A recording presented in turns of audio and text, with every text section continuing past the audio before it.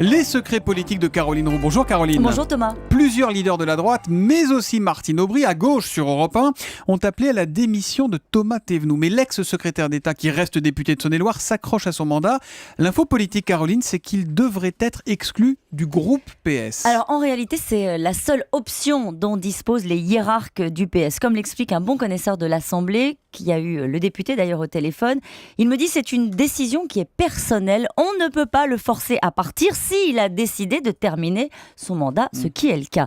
Ceux qui l'ont eu en ligne assurent que Thomas Thévenoud n'a pas l'intention de céder, puisque selon lui, il n'y a pas eu fraude, mais faute. Alors hier soir, l'idée d'une exclusion du groupe PS restait l'hypothèse la plus sérieuse, avec la possibilité aussi que la Haute Autorité pour la Transparence se penche sur le dossier et décide ou non de trouver une sanction. Au passage, on peut se demander si cette situation n'arrange pas l'exécutif. Thomas Thévenoud, qui se fait tranquillement oublier, ça va peut-être permettre d'éviter, vous savez quoi, une élection. En ce moment, c'est pas terrible les élections. Une législative partielle qui serait forcément perdue. Et vous le savez, la majorité est très serrée et ça se joue à une voix près. Un député de moins. Et le problème, c'est que l'opinion dans cette affaire a été profondément choquée. Tout cela alimente l'idée d'une duplicité et d'une histoire qui se termine par un arrangement. Ça veut dire que concrètement, Caroline, Thévenoud fera sa rentrée demain à l'Assemblée. Il sera là, quoi. Théoriquement, rien ne l'en empêche. Il est resté député.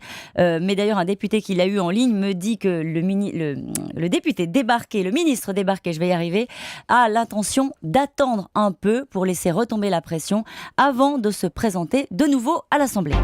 La question politique du jour, Caroline. Les élections sénatoriales auront lieu le 28 septembre. Jean-Pierre Raffarin va-t-il se décider enfin à annoncer sa candidature à la présidence du Sénat ? Alors, je vais mettre un terme à votre impatience, Thomas. Il annoncera sa candidature à la fin de la semaine. L'ancien Premier ministre veut juste prendre le temps de terminer son projet pour le Sénat. Il tient en 4 pages. Le titre, il l'a déjà. Je cite, « L'indispensable renouveau du Sénat. La difficulté consiste à ne pas trop en dire pour ne pas effrayer les sénateurs, car la question que l'ancien Premier ministre entend le plus sur le terrain, c'est « À quoi sert le Sénat ?» Ça veut dire que le prochain président devra répondre à cette question ou fermer la boutique. Et en tout cas, vous nous confirmez ce matin, Caroline Roux, qu'il sera candidat à la présidence du Sénat. Et puis on va en entendre parler, Caroline. Ah ça, vous allez en entendre parler. Un casting inattendu pour un déjeuner jeudi à l'Elysée sur l'organisation de l'Euro 2016. Vont se retrouver côte à côte François Hollande, Martine Aubry, Alain Juppé, qui est aussi le président de l'Association des grandes villes de France. Ce sera peut-être l'occasion pour François Hollande de revenir sur les déclarations de la maire de Lille qui réclame une inflexion de la politique économique.